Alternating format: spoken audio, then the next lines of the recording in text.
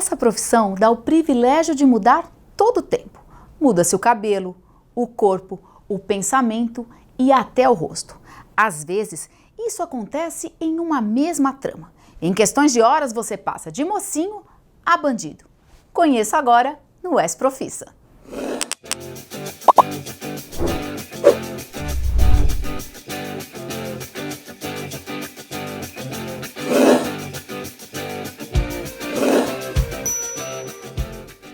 O convidado deste episódio é um artista completo. Já atuou em novelas, teatro e em espetáculos emocionantes como Wicked, Mudança de Hábito e o consagrado Rei Leão, que na Broadway está há mais de 20 anos em cartaz.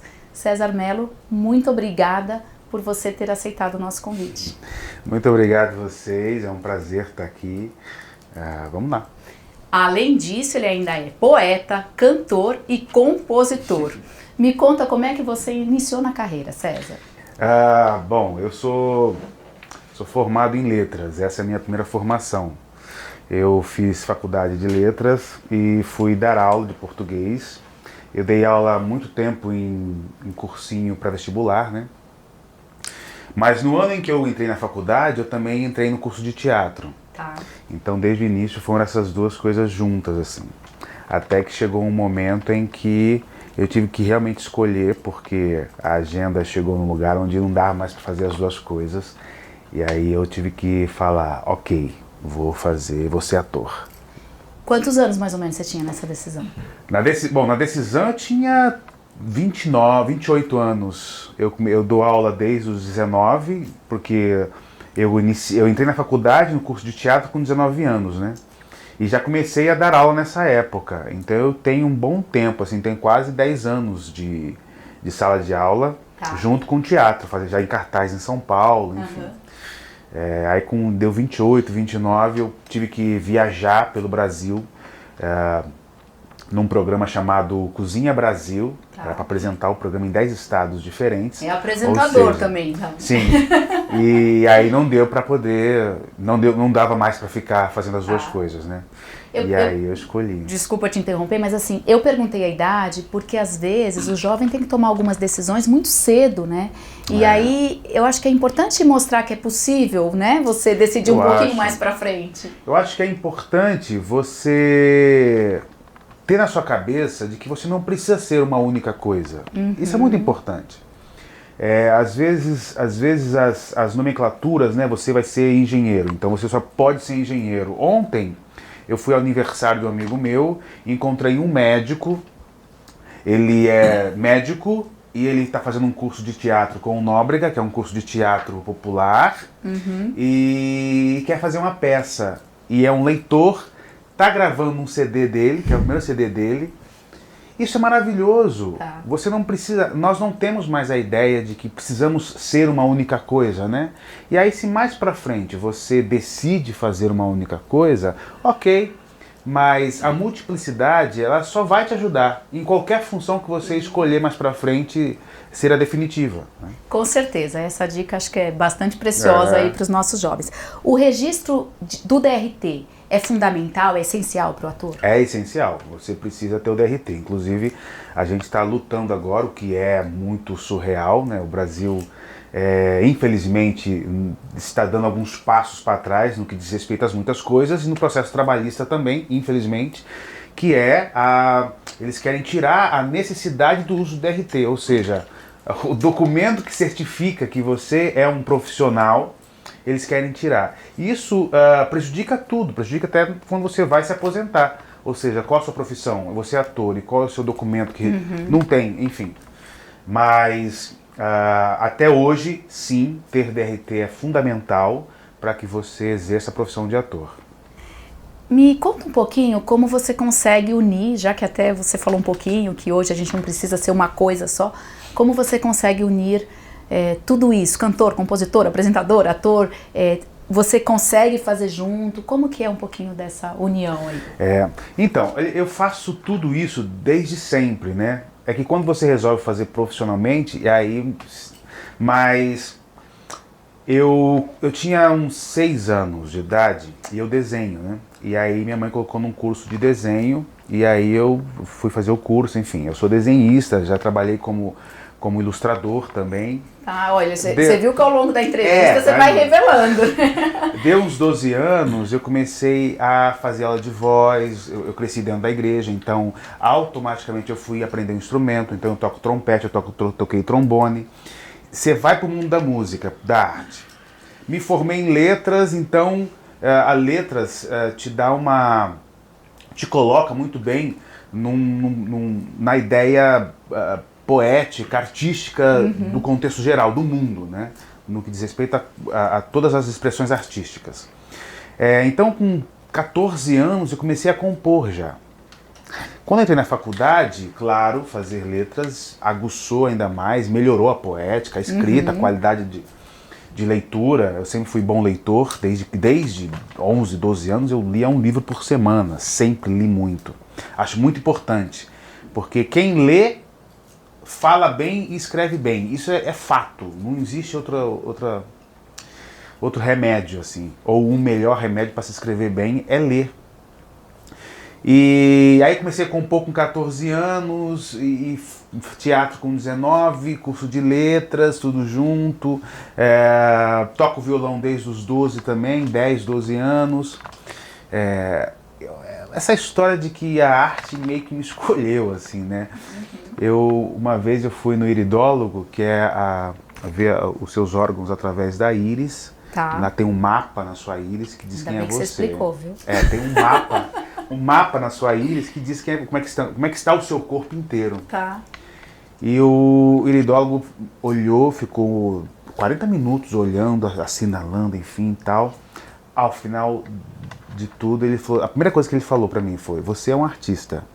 Se você fosse engenheiro, você seria um engenheiro criador. Se você fosse matemático, se você fosse... enfim. Acho que isso é importante, né? Você descobrir de alguma forma o que você é, qual o seu talento. Fundamental, porque eu falei ontem numa entrevista que é fundamental você saber do que você é feito e para que você é feito. Eu sou um artista, né? Então descobrir isso é fundamental. Porque às vezes você é uma semente de laranja e quer frutificar abacaxi, sei lá, né?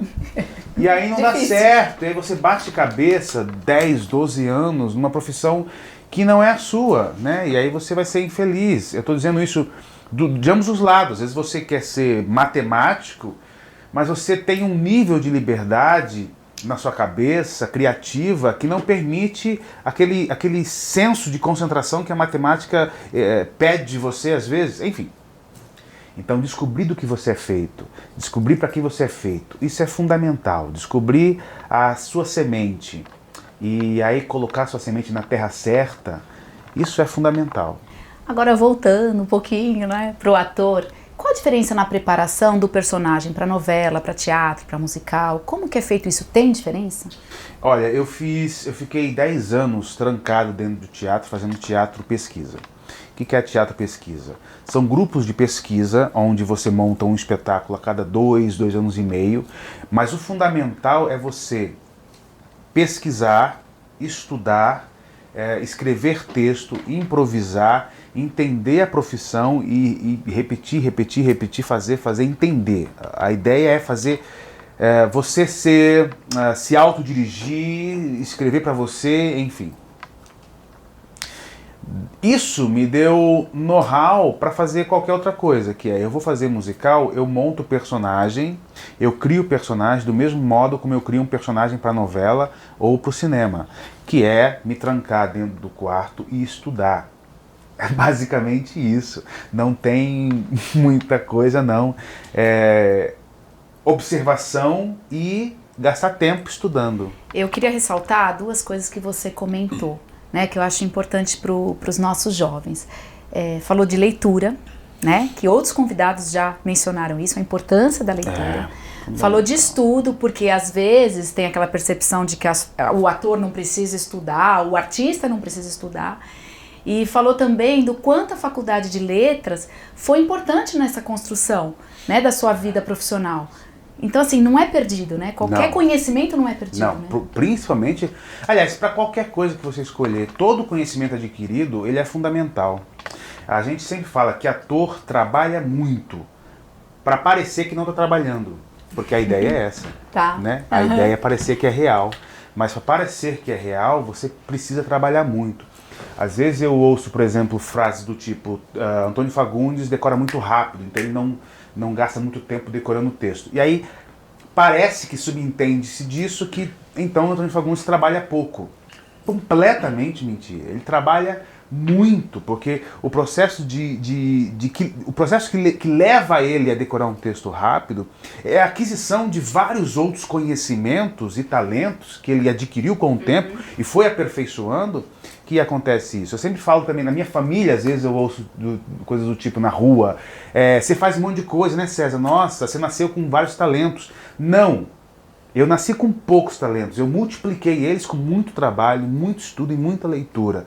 Eu nasci cantando, mas eu não nasci cantando para ser um grande profissional. Eu fui estudar ao longo da minha vida para ser um grande profissional. Eu nasci com talento para poder atuar, mas aí eu fui estudar e entender a profissão para poder exercê-la profissionalmente. Não é assim, né? Nasceu com talento e pronto, acabou. Ele decora texto fácil. Nossa, não trabalha. Ator, tudo vagabundo. Não. Ai, que bonito isso que você falou, César. Eu fico, assim, bem emocionada e também de atingir o nosso objetivo para o jovem, né? Que é essa mensagem mesmo que a gente precisa passar. Você precisa batalhar por ela. E falando... Vou falar uma coisa bem Claro, importante, claro. rapidinho, que é o seguinte. A grande sacada de ser ator ou de ter qualquer outra profissão é você usar a sua profissão para você crescer como ser humano. Às vezes eu vou fazer um personagem. Eu vou fazer agora um personagem para um filme, começo a gravar daqui uma semana. E eu interpreto um empresário do ramo farmacêutico.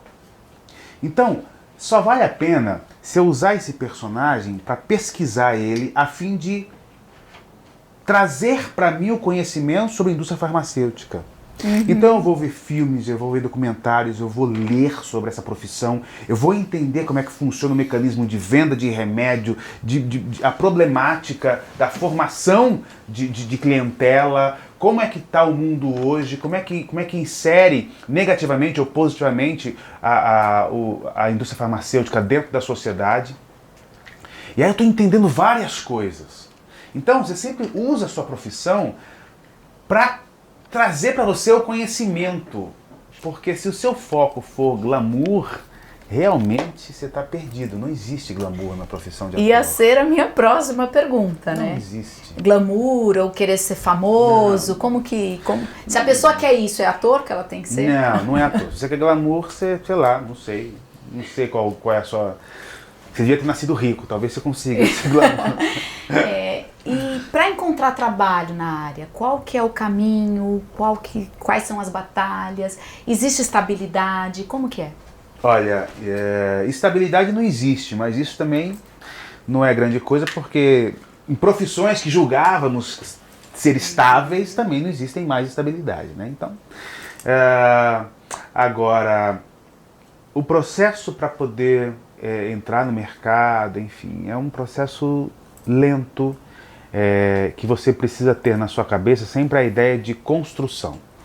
É claro que nós temos coisas muito, muito incríveis e atores que acontecem rápido, tal, mas não foi o meu caso e não é o caso de 99% das pessoas, que eu comecei a fazer teatro em Barueri, aí eu fiquei em cartaz em São Paulo com o Macário. Eu adorei a banda, viu? Você gostou? Muito. Que legal, a molecada é incrível mesmo, arrasa. E já toquei em vários lugares, já tocamos em Lyon, Estocolmo, toquei num festival incrível em Bolonha, Roterdã. E aí eu ganhei um prêmio aqui em São Paulo de melhor ator por Macário. Aí eu fiz um monólogo chamado Café com Torradas, ganhei um prêmio também no festival de monólogos de melhor ator. E aí essas coisas te dão força, mas percebe que eu comecei a fazer teatro com 19 anos e foi com 28 que eu consegui só ser ator. Ou seja, tem 10 anos de carpinar o terreno, de plantar e de não colher. Aí depois de 10 anos você começa a colher um pouquinho. Aí eu fui apresentar o Telecurso 2000 também, que foi um programa que eu apresentei durante um tempo. Aí veio a novela Viver a Vida, eu fui fazer um teste, eu fiz um teste, na verdade, deixei o registro na Globo, né, como tem que fazer. Depois de um tempo me chamaram para uma participação na Favorita, me lembro até hoje. E aí eu fui, gravei a participação e depois de um tempo me chamaram para o teste do Ronaldo de Viver a Vida, que foi a primeira novela que eu fiz. Essa eu lembro, hein? Eu lembro. E aí eu passei e aí fui fazer a novela, enfim. Aí fiquei no Rio, aí fui fazer hair e não parei mais. Mas tem um tempo de plantar. Tem coisas que eu aprendi na minha vida, eu sempre falo, que é o seguinte. Aconteceu esse ano passado. Eu queria fazer um projeto de música e muita gente falando, olha César, não rola, o Brasil está em crise, não vai acontecer, isso aí não dá certo. Tem mais gente desmotivando. Né? Sim, e eu fiz o projeto mesmo assim, porque eu acho que eu entendi o que é fé. Tá. Todo mundo me perguntava, o que é fé? Assim, se pergunta, né, o que é fé? Fé é pensamento positivo? Fé é você, sei lá, pensar ou almejar ou planejar o futuro? Para mim, fé é continuar. Fé para mim é não parar. É só isso. E aí eu fiz o projeto foi aprovado, enfim, só aconteceu coisa boa com o projeto, sabe assim? Então, eu sempre tive isso na minha cabeça, César, só não para. Às vezes está difícil, mas se você sabe que você foi feita para aquilo, ou feito para aquilo, só não para. Só não para. Tem algum curso específico que você recomenda, que habilita, né, para o DRT, para ser ator? Olha, eu não tenho muito conhecimento. Eu sou uma pessoa bem desligada dessas coisas, porque eu comecei a fazer teatro em Barueri, na minha cidade, né, e fui fazendo teatro em cartaz. Eu vim para São Paulo, comecei a fazer peças. E aí tirei DRT por tempo de trabalho, né? Então você pode mostrar a quantidade de trabalho que você tem depois de 6, 7 anos de trabalho, e aí você consegue tirar o seu DRT assim. Eu não fiz um curso específico para tirar DRT, mas tem vários em São Paulo, tem vários. Eu aconselho sempre aqueles cursos cujo motivo é ser ator e não ser celebridade, porque tem muitos cursos para celebridade. Eu sempre aconselho você, se você quer ser ator, você precisa entender a profissão. Eu estou dizendo isso porque tem gente que me liga e manda recado assim, César, meu sonho é fazer novela. E isso não diz nada pra mim. Seu sonho é fazer novela e daí? Né? Se seu sonho fosse ator, é uma coisa. Se seu sonho é fazer novela, tem alguma coisa errada com o seu sonho. E quando a gente conhece a história, agora que a gente está conhecendo, a gente consegue entender isso que você está falando. Não existe essa ideia de meu sonho é fazer novela, meu sonho é aparecer no Faustão, meu sonho... O que você quer ser?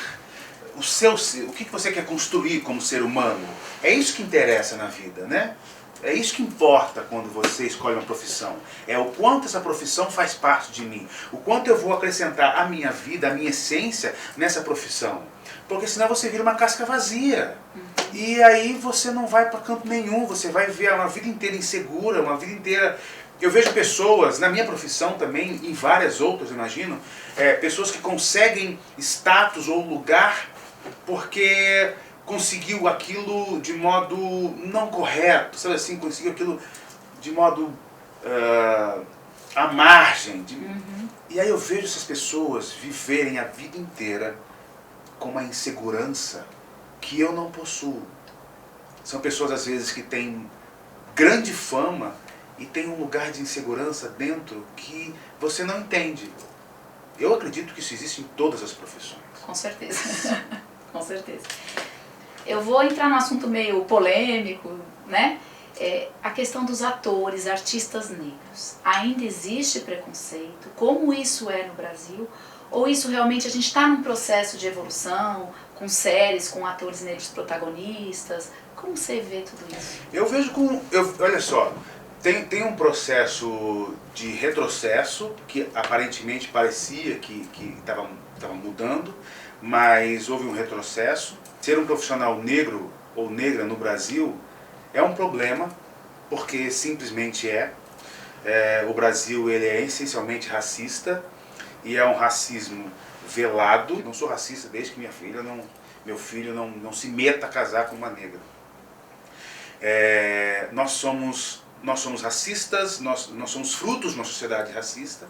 E a gente tem, o brasileiro tem uma coisa muito doida que é, ele coloca a escravidão num espaço-tempo onde na cabeça dele não há consequências. Então nós temos um resultado de patriarcado, de sexismo, de machismo, quer um exemplo?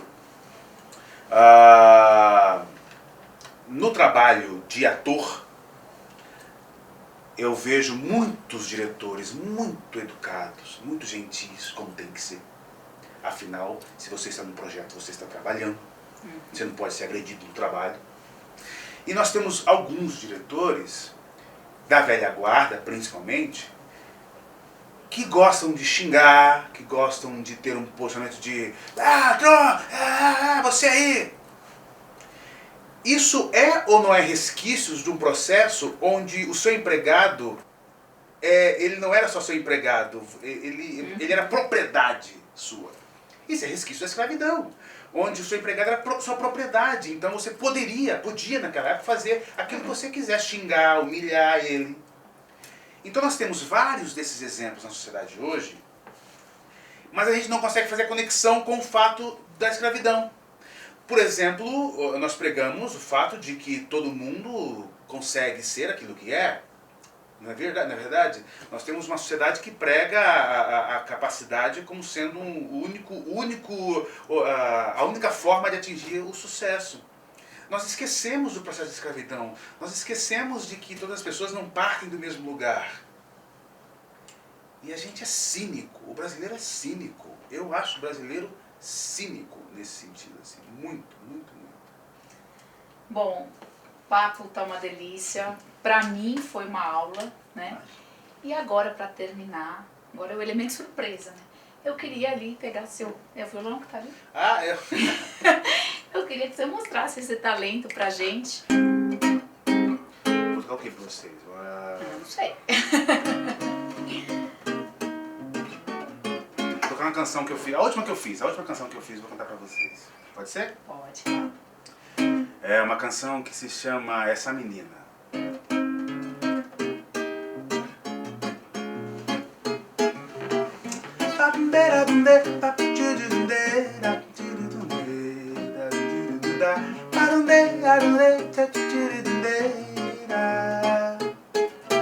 Essa menina, quando ela chega, tem esse jeito, Maria Rita, de bem com a vida, na sedução, e tem essa bossa tipo exportação. E quando samba, arrasta a saia, de dar ciúme, e Clara Nunes, tamanha graça, quando ela passa, fica linda nessa linha, samba pé no chão. Então vê se dá uma chance, que hoje é só romance, cê tá numa boa, eu tô à toa, vendo o que dá. Pega no meu braço, samba é quase abraço, chega no compasso, rebolando de mansinho. Vem pra cá, na balada balou, ela é paz e amor, sexta-feira de samba, e ela só quer sambar. Samba um, samba dois, outro samba depois, coração a batucar. Na balada balou, ela é paz e amor, sexta-feira de samba, e ela só quer sambar. Samba um, samba dois, outro samba depois. Muito obrigada. Foi sensacional esse bate-papo. E você, jovem, continua com a gente. Tem muito mais Ex-Profissa por aí. Se inscreva no nosso canal, acompanhe as redes sociais e até a próxima.